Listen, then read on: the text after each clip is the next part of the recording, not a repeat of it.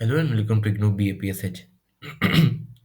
आज हम BPSC 109 का यूनिट नंबर 13 देखने वाले हैं, जिसका टॉपिक है decentralisation, Brazil, India and Britain.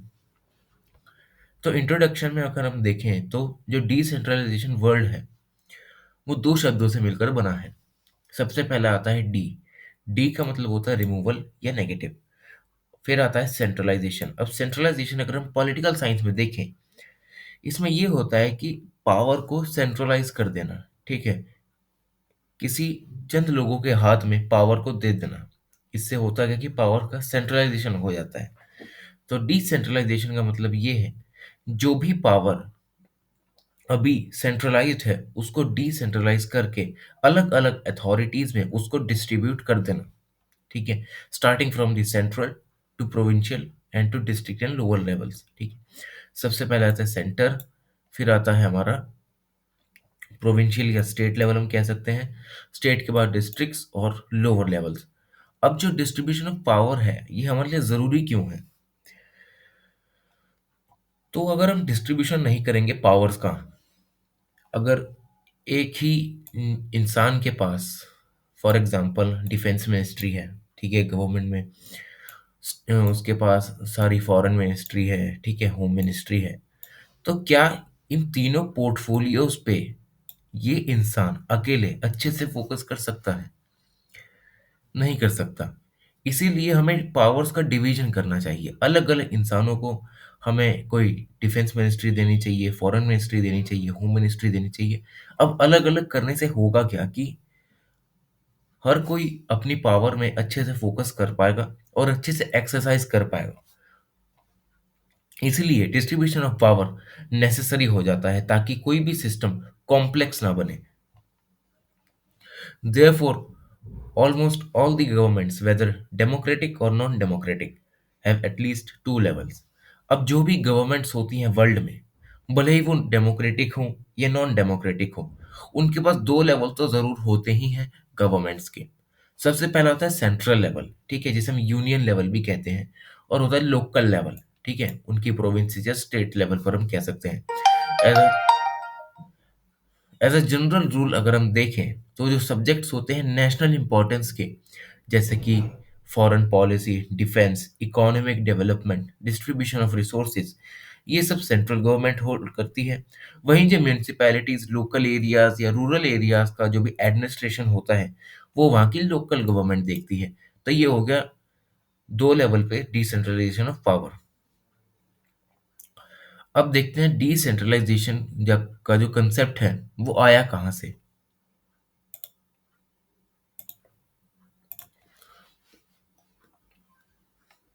तो जो कंसेप्ट है डिसेंट्रलाइजेशन का, उसका हमने इंट्रोडक्शन में मतलब देखा था कि सेंट्रलाइज पावर से हमें क्या करना है, पावर्स का ट्रांसफर करना है। ठीक है, from the higher level to government to lower level of government.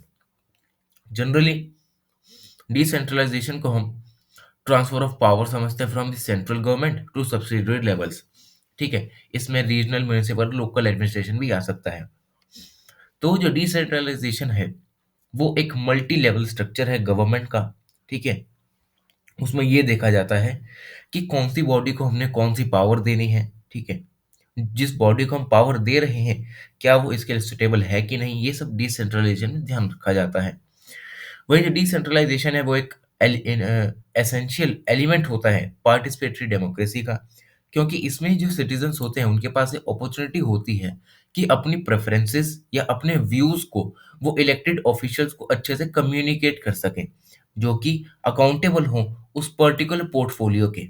ठीक है, फॉर एग्जांपल अगर किसी इंसान को हमने फॉरेन मिनिस्ट्री दी है तो लोग उससे फॉरेन मिनिस्ट्री की ही बातें करेंगे। ठीक है, अलग अलग पोर्टफोलियोज हमने बना दिए, ठीक है, होम मिनिस्टर ये है, डिफेंस मिनिस्टर ये है, तो सिटीजन्स को कॉम्प्लेक्स स्ट्रक्चर में नहीं जाना पड़ेगा। ठीक है, एक जगह जाके हम अपनी बात को रख सकते हैं। इसीलिए डिसेंट्रलाइजेशन पार्टिसिपेटरी डेमोक्रेसी में यहाँ पर देखने को मिलता है, जिससे कि जो लोग, उनके जो इलेक्टिव ऑफिशियल्स हैं वो उनको अपनी प्रेफरेंसेस या ओपिनियंस बता सकें।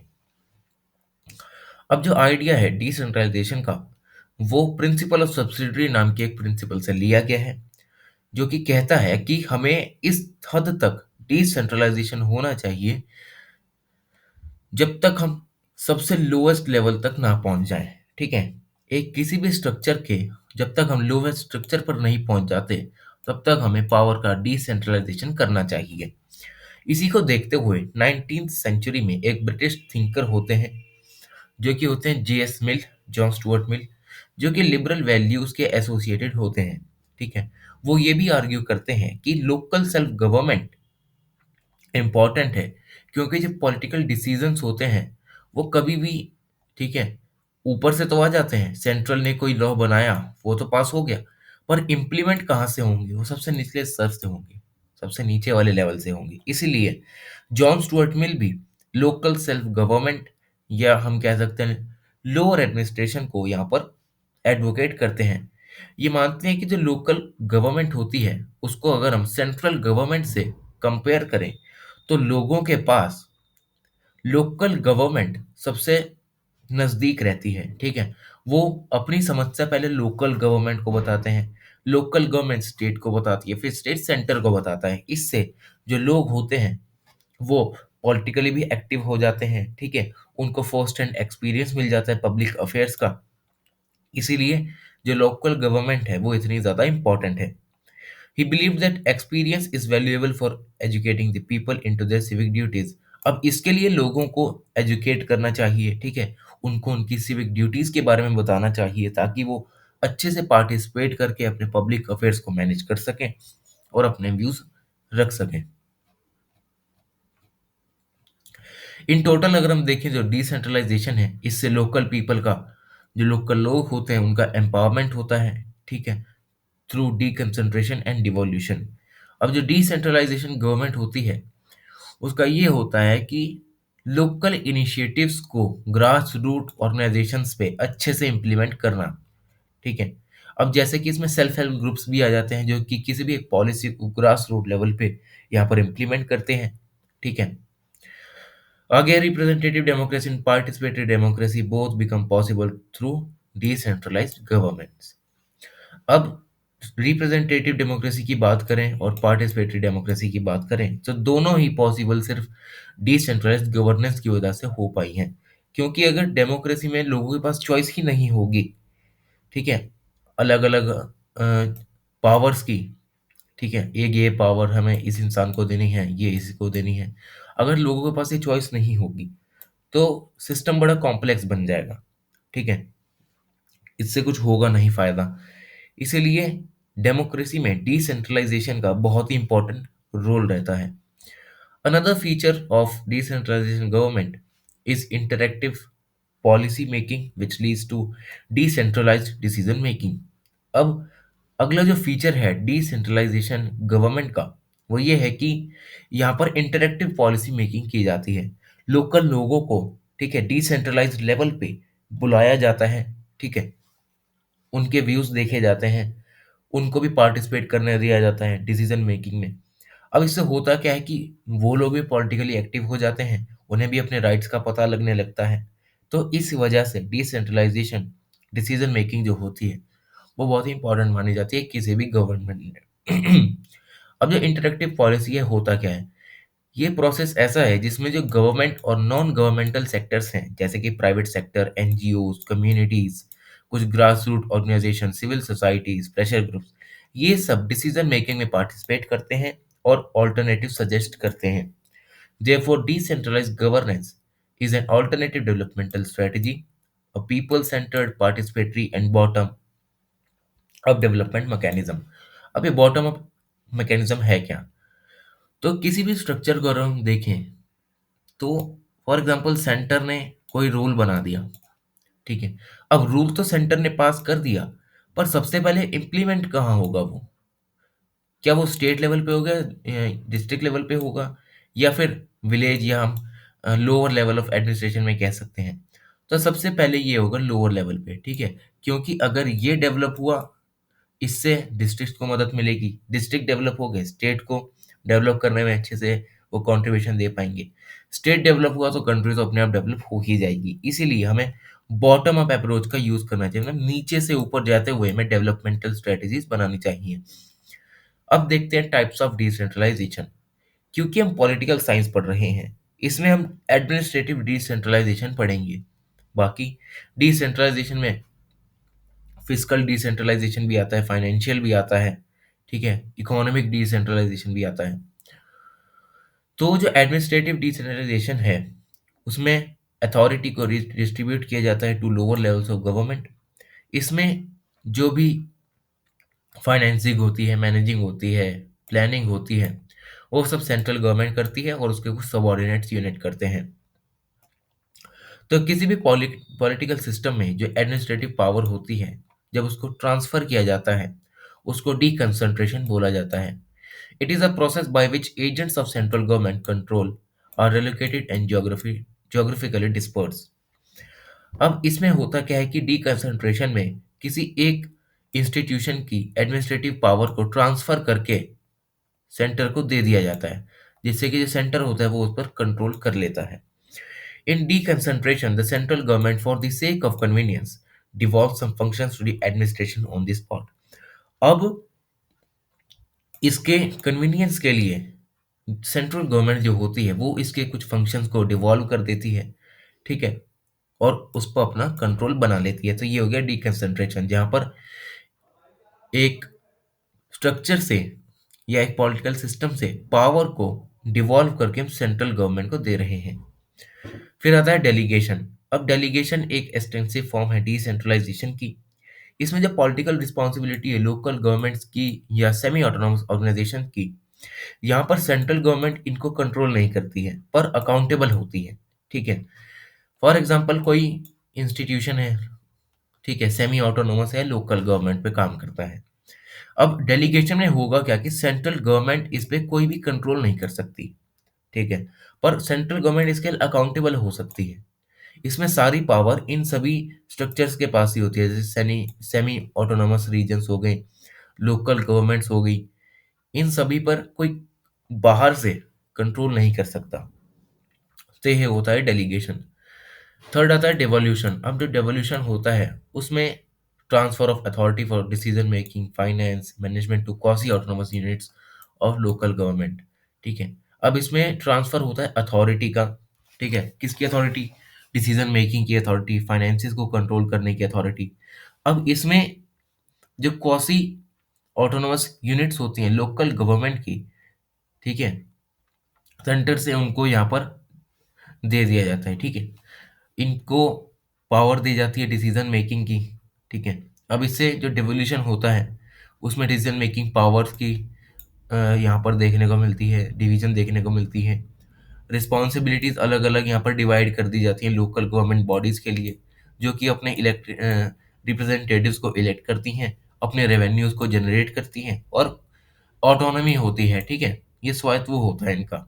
कोई भी बाहर से इन पे कोई या तो सेंटर यहाँ पर कंट्रोल नहीं कर सकता, ठीक है। इस सिस्टम में जो लोकल गवर्नमेंट्स होती हैं वो लीगली रिकॉग्नाइज होती हैं बाय द जियोग्राफिकल बाउंड्रीज, ठीक है। फॉर एग्जांपल ये कोई एरिया है, इसमें एक ए नाम की क्वासी ऑटोनोमस एक यूनिट है जो कि काम करती है। तो इसका जो भी रूल रेगुलेशंस होगा ये सिर्फ इसकी ज्योग्राफिकल टेरिटरीज में ही रहेगा, ठीक है, इससे बाहर वो नहीं जा सकता, ठीक है, ना ही कोई बाहर से इसके अंदर आके कोई अपने रूल्स और रेगुलेशन लगा सकता है। इस सिस्टम में यही किया जाता है, ठीक है। यहाँ पर क्लियर कट रिकॉग्निशन होता है ज्योग्राफिकल बाउंड्रीज का, ठीक है, ताकि वो अपनी अथॉरिटी को यहाँ पर एक्सरसाइज कर सकें। अब देखते हैं कि ब्राजील में जो डिसेंट्रलाइजेशन है वो आता कैसे है। तो ब्राजील एक लार्जेस्ट फेडरल स्टेट है वर्ल्ड की, ठीक है, ओल्डेस्ट भी इसे मान सकते हैं, 1889 से ये यहाँ पर इस्टेब्लिश्ड है। तो ये कंट्री स्टार्ट हुई थी यूनिटरी सेंट्रल अथॉरिटी से, क्योंकि एक कॉलोनी रही थी पोर्टुगल की। तो ये एक यूनिटरी स्ट्रक्चर रहती है इंडिपेंडेंट होने के बाद भी, ठीक है। अब 1824 में जैसे ही इसे इंडिपेंडेंस मिलती है ये कॉन्स्टिट्यूशन मोनार्की बन जाता है और ये एक रिपब्लिकन कॉन्स्टिट्यूशन जो कि 1889 में लिखा जाता है उसको ये फॉलो करने लगती है और ये एक फेडरेशन बन जाती है। पर 1985 में यहाँ पर डेमोक्रेसी रिस्टोर हो जाती है और 20 साल की मिलिट्री डिक्टेटरशिप के बाद ब्राज़ील एक ऐसा फेडरल रिपब्लिक बनता है जिसके पास खुद का एक कॉन्स्टिट्यूशन होता है, जो वो 1988 में लिखता है। ब्राज़ीलियन फेडरलिज्म ये यूनिक इसलिए है क्योंकि यहाँ पर म्युनिसिपैलिटीज़ को एक इंटीग्रल एंटिटी माना जाता है फेडरल स्ट्रक्चर में। इंडियन फेडरलिज्म में ऐसा नहीं होता, यहाँ पर सेंटर सबसे ज़्यादा स्ट्रॉन्ग है, ठीक है? स्टेट्स को पावर दी गई है, पर सेंटर को सबसे ज़्यादा यहाँ पर स्ट्रॉन्गेस्ट माना जाता है। पर ब्राज़ीलियन में क्या है कि म्युनिसिपैलिटीज़ को भी यहाँ पर रिकॉग्नाइज़ किया जाता है और उनको इंटीग्रल एंटिटीज़ माना जाता है स्ट्रक्चर की। The municipalities are invested with some of the traditional powers usually granted to states in the federation. अब जो पावर ब्राजील स्टेट्स को देता है, वैसी ही कुछ पावर्स यहाँ पर म्युनिसिपैलिटीज को भी दी जाती हैं। अगर हम ब्राजीलियन फेडरलिज्म की बात करें तो यहाँ पर 26 स्टेट्स हैं और 5,564 म्युनिसिपैलिटीज हैं, प्लस एक फेडरल डिस्ट्रिक्ट है ब्राजीलिया नाम की, ठीक है? और यहाँ पर स्टेट्स का अपना अलग कॉन्स्टिट्यूशन होता है, ठीक है? म्यूनिसिपैलिटीज के अपने कुछ ऑर्गेनिक लॉज होते हैं और देश का कॉन्स्टिट्यूशन अलग होता है।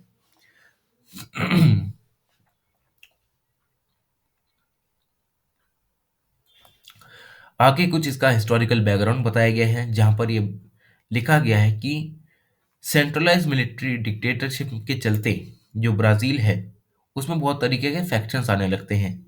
अब 1988 में जो कॉन्स्टिट्यूशन मेकर्स होते हैं ब्राज़ील में, वे देखते हैं कि हमें डिसेंट्रलाइजेशन पावर को यहाँ पर लाना चाहिए, तो वो डिसेंट्रलाइजेशन को ऑप्ट करते हैं। एक पावरफुल लोकल लीडर बनाने की कोशिश करते हैं ताकि जो रथलेस प्रेसिडेंट है, ठीक है, मतलब जो अपने डिस्क्रिशनरी पावर्स का बहुत ही ज़्यादा यूज़ करता है, वो लोकल लीडर्स के साथ बैलेंस में रहे, ठीक है, कोई भी एक दूसरे से ऊपर ना जा सके। यहाँ पर एक बाई कैमरल नेशनल लेजिस्लेचर है, ठीक है, यहाँ पर एक फेडरल सेनेट है, अपर हाउस, इंडिया में यहाँ पर राज्यसभा होती है, वहीं लोअर हाउस होता है चेंबर ऑफ डेप्यूटीज, जो कि यहाँ पर लोकसभा होती है। अब जो लोअर हाउस होता है वो फेडरल स्पिरिट को दर्शाता है कॉन्स्टिट्यूशन की। जो भी स्टेट हो, भले ही वो छोटी हो बड़ी हो, उसको इक्वली रिप्रेजेंटेशन मिलता है फेडरल सीनेट में by 3 senators elected by popular ballot.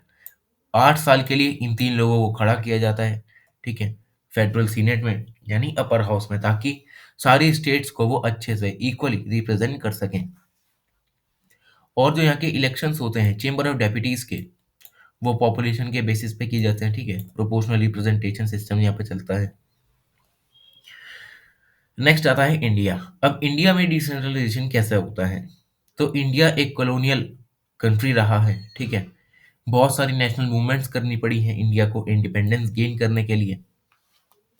और जब से इंडिपेंडेंस मिली है तब से ही जो इंडिया की कॉन्स्टिट्यूशन असेंबली है, वो एक फेडरल सिस्टम को यहाँ पर ऑप्ट करने की कोशिश करती है with decentralise authority to lower levels.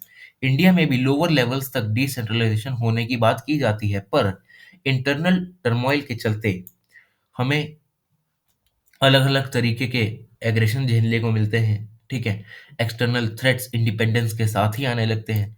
तो इसी को देखते हुए इंडिया एक ऐसा कॉन्स्टिट्यूशन ड्राफ्ट करता है जो कि एक फेडरल सिस्टम को तो सपोर्ट करता ही है, पर यहाँ पर एक स्ट्रॉन्ग यूनियन गवर्नमेंट बन जाती है, ना कि लोअर लेवल्स तक यहाँ पर डिसेंट्रलाइज अथॉरिटी। इंडिया में सेंटर सबसे ज़्यादा स्ट्रॉन्ग है, ये हम सबको पता है। In the early years after independence, Indian planners had emphasized community and rural developmental programs. अब इंडिपेंडेंस के कुछ सालों बाद जो इंडियन प्लानर्स थे, वो कम्युनिटी डेवलपमेंट और रूरल डेवलपमेंट प्रोग्राम्स पर ज़्यादा एम्फेसाइज किया करते थे। ये कुछ ऐसे डोमेन्स हैं जहाँ पर सबसे ज़्यादा डेवलपमेंट हमें करनी है। इसी को देखते हुए 1957 में एक बलवंत राय मेहता कमेटी बिठाई जाती है, जो कि इन सभी के वर्क को मॉनिटर करती है और ये रेकमेंड करती है कि हमें एक ऐसी स्कीम लानी चाहिए जिसका नाम हो डेमोक्रेटिक डिसेंट्रलाइजेशन, जिसके बाद में जाके हमें नाम देखने को मिलता है पंचायती राज। अब ये कमेटी रेकमेंड करती है कि हमें 3 टियर लोकल डेमोक्रेटिक इंस्टीट्यूशन लाने चाहिए, ठीक है, डिस्ट्रिक्ट पर अलग, ब्लॉक पर अलग और विलेज लेवल पर हमें अलग इंस्टीट्यूशन लाने चाहिए। नेमली डिस्ट्रिक्ट लेवल पे जिला परिषद, ब्लॉक लेवल पे पंचायत समिति और विलेज लेवल पे विलेज पंचायत, ठीक है। अब जो यहाँ पर पंचायत समिति होती है, ठीक है, जो ब्लॉक लेवल पे यहाँ पर गवर्नमेंट होती है, उसे विलेज पंचायत इनडायरेक्टली इलेक्ट करते हैं। डिस्ट्रिक्ट लेवल पे एक कोऑर्डिनेटिंग बॉडी होती है जो कि है जिला परिषद, जिसमें पंचायत समिति के कुछ प्रेसिडेंट्स आते हैं, मेंबर ऑफ स्टेट लेजिस्लेचर आते हैं, पार्लियामेंट के कुछ लोग आ जाते हैं, और इसका जो कलेक्टर होता है वो एक चेयरमैन होता है। While the introduction of PRIs in the late 1950s was hailed one of the important political innovations in independent India, PRIs ने बहुत ही अच्छे से जो इंडिया के पॉलिटिकल प्रॉब्लम्स थी उनको बदल दिया। ठीक है, 1980s आते आते फर्स्ट कॉन्स्टिट्यूशनल एफर्ट किया गया कि ग्रास रूट लेवल पे हम पावर को कैसे ट्रांसफर कर सकते हैं। ठीक है, उस समय पर 64th और 65th अमेंडमेंट आए थे, जो कि बाद में 73rd और 74th अमेंडमेंट में बदल गए। 73rd अमेंडमेंट ऑफ 1992 में कहा जाता है कि इससे जो लोग हैं उनका पार्टिसिपेशन बढ़ेगा लोकल लेवल पे। ठीक है, उनको कॉन्स्टिट्यूशनल स्टेटस दिया जाएगा, लोकल रूरल गवर्नमेंट्स को। अब इस एक्ट ने एक 11th शेड्यूल भी ऐड कर दिया कॉन्स्टिट्यूशन ऑफ इंडिया में। एज अ रिजल्ट आज हम एक यूनिटरी या यूनिफॉर्म 3 टियर स्ट्रक्चर देखते हैं लोकल गवर्नमेंट्स का। ठीक है, विलेज लेवल पर हम देखते हैं ग्राम पंचायत है। ठीक है, इमीडिएट लेवल पर ब्लॉक पंचायत है या पंचायत समिति है, और डिस्ट्रिक्ट लेवल पे एक जिला परिषद है, जिला पंचायत है, जो कि एंटायर रूरल एरिया का को यहाँ पर कवर करती है किसी भी डिस्ट्रिक्ट में। तो ये होती है बात 73rd अमेंडमेंट एक्ट की। इसके बाद 74th कॉन्स्टिट्यूशन अमेंडमेंट एक्ट आता है 1992 में, जो कि म्यूनिसिपैलिटीज की पावर को भी यहाँ पर बताता है। तो जो लोकल अर्बन बॉडीज होती हैं, लोकल अर्बन गवर्नमेंट्स होती हैं, वो एक म्यूनिसिपल एक्ट के अंदर काम करती हैं, जो कि वहाँ पर गवर्नमेंट को बनाता है और चलाता है। तो नेवरदलेस अगर हम देखें तो डेमोक्रेटिक पॉलिटिक्स को स्ट्रेंथ करने में हायरार्कियल जो सोसाइटी होती है वो एक मेजर चैलेंज है। ठीक है, क्योंकि सोसाइटी जो है वो भी फैक्शन में बटी हुई है, ये ब्राह्मण है, ये वैश्य है, ठीक है, अमीर है, गरीब है, मिडिल क्लास है। इस सभी की वजह से डेमोक्रेटिक पॉलिटिक्स में कुछ ना कुछ चेंजेस आते रहते हैं। ठीक है, पर इन सभी के चलते जो इंडिया है वो आज तक डिसेंट्रलाइजेशन को सस्टेन करने में सक्सेसफुल रहा है। ठीक है, किसी भी तरीके का कोई फैक्शन हमें देखने को नहीं मिलता किसी भी अलग गवर्नमेंटल बॉडी में कि हमें ऑटोनॉमी चाहिए। ठीक है, हमें आज़ाद कर दो, हमारे पास ये पावर्स नहीं है, तो ये सब कभी भी हमें देखने को नहीं मिलता। तो ये आज होता है ख़त्म इसका part 1। Thank you so much.